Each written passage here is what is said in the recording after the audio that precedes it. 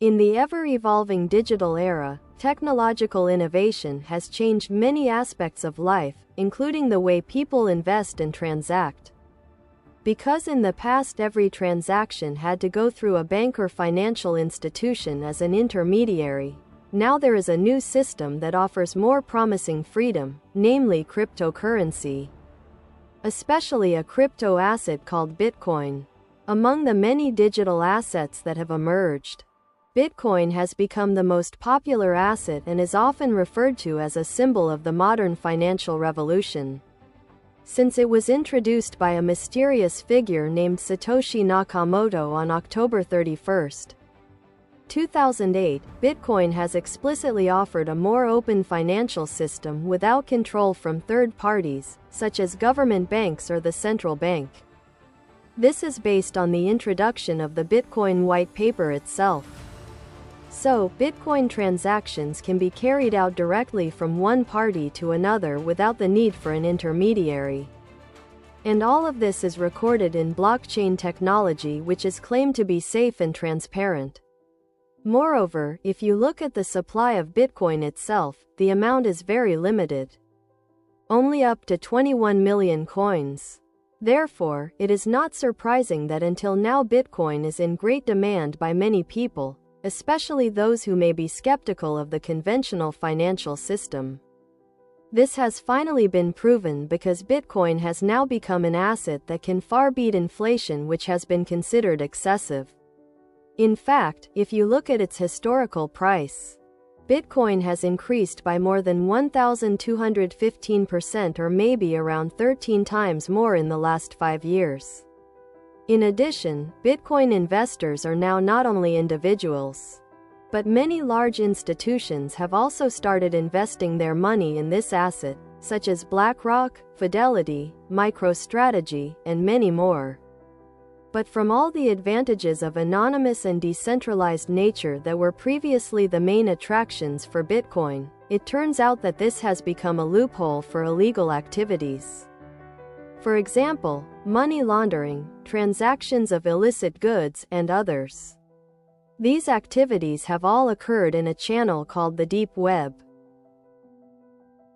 In fact, besides that, the Bitcoin mining process also requires a lot of electricity. And of course this has the risk of damaging the environment because there will be more carbon emissions produced from power plants. Over time, the reward for Bitcoin miners will continue to decrease because the Bitcoin system is designed with a halving mechanism every 4 years.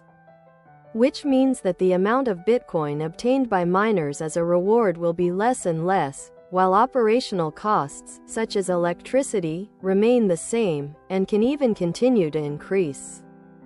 This phenomenon is certainly a big question. Is Bitcoin really a tool that can provide financial freedom, or vice versa? It becomes a time bomb that harms many people.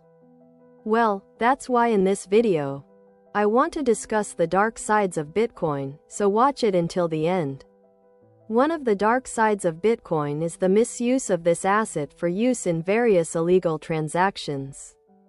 And one form of transaction is money laundering. Because of this, the results of illegal activities from selling illicit goods or other activities are usually not immediately deposited into the bank. Because of course their transaction traces will be easy to track. This is where Bitcoin is misused to be a tool for laundering dirty money to say it is clean. The process does sound simple.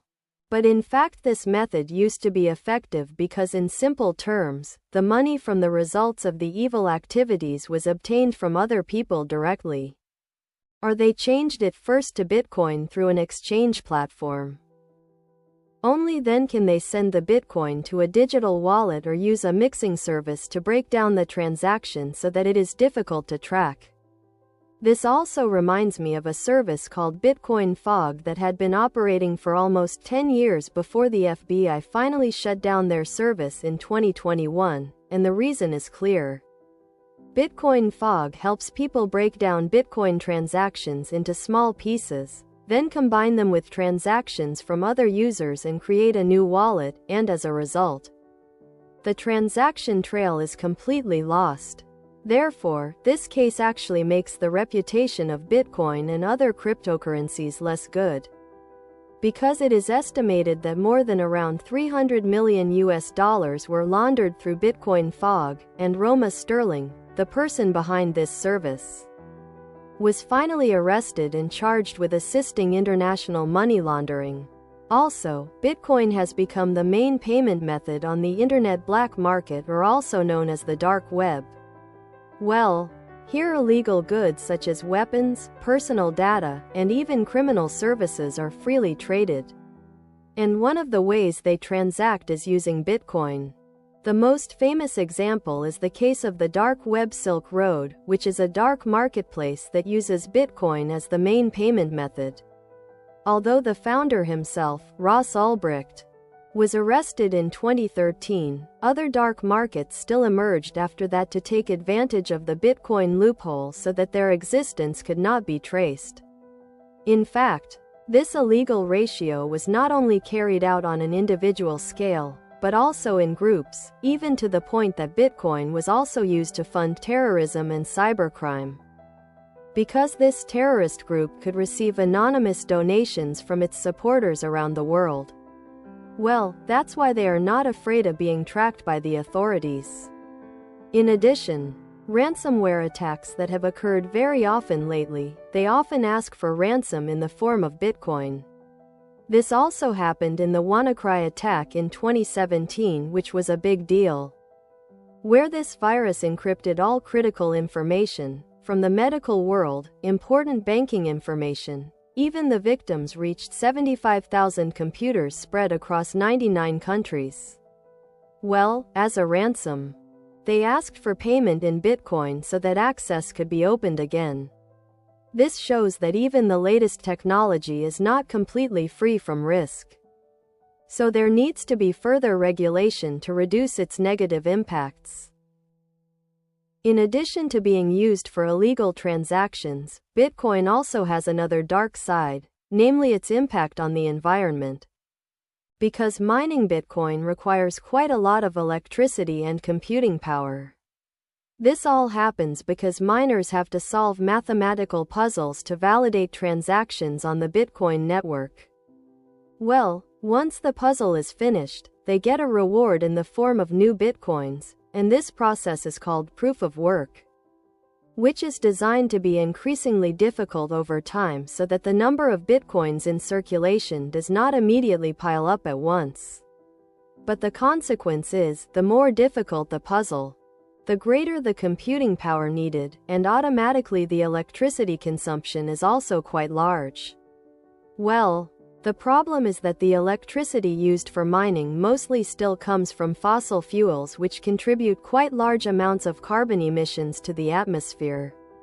In fact, another fact that I got based on data from the Cambridge Bitcoin Electricity Consumption Index, or CBSI, the annual electricity consumption for Bitcoin mining reaches around 121 terawatts per hour. Which means that the electricity consumption figure for Bitcoin mining is almost equivalent to Argentina's annual electricity consumption, which is around 125 terawatts per hour. Just imagine, just for one type of digital asset, it requires energy equivalent to the electricity needs of a country. And this amount of electricity does not include other cryptocurrencies such as Ethereum and others. That's why this is clearly a serious environmental issue. Because carbon emissions from mining activities can cause climate change. But besides that, after Bitcoin has been successfully mined and is circulating in the market, a new problem arises that can be said to be quite risky, namely Bitcoin holders in quite large amounts. Because currently Bitcoin holders on a large scale are in the class of large companies. Financial institutions, or all of these, are often referred to as whales in the crypto world. Well, these whales have a very big influence on Bitcoin price movements. Because in the end they will definitely sell some of the Bitcoin they have to take profit. Because it is impossible for large institutions or individuals who have a lot of Bitcoin. They only store Bitcoin, they don't want to take profit or take advantage. Well, when these whales decide to sell Bitcoin in large quantities, automatically the supply of Bitcoin in this market will increase drastically, while if the demand is not comparable, the price of Bitcoin can suddenly drop. And indeed, if you look at the price drop, it didn't immediately drop suddenly, but if you look at the impact on other crypto assets, it's really felt. It can even drop tens of % in just one day.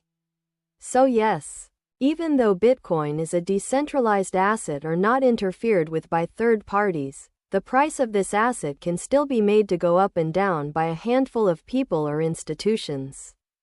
And this is actually natural, because there is supply and demand there. Although Bitcoin has shown great potential in the world of digital finance, we also cannot forget that this technology is still relatively new and has not been fully tested in the long term. Because in the future there will definitely continue to be challenges for Bitcoin assets themselves, both from asset misuse to Bitcoin asset regulations that cannot be fully controlled. But over time, Bitcoin and other cryptocurrencies have great potential to continue to grow, and of course this takes time to adjust when using these assets. But what needs to be remembered? We as investors should not be immediately lulled by large returns without knowledge, because even though Bitcoin assets, we must still study the risks and what the actual use of this asset is in the long term. Try to comment, can Bitcoin be an asset of the future or will it have the opposite effect? Try writing in the comments column. Well, that's all for this discussion, hopefully useful, and see you in the next segment.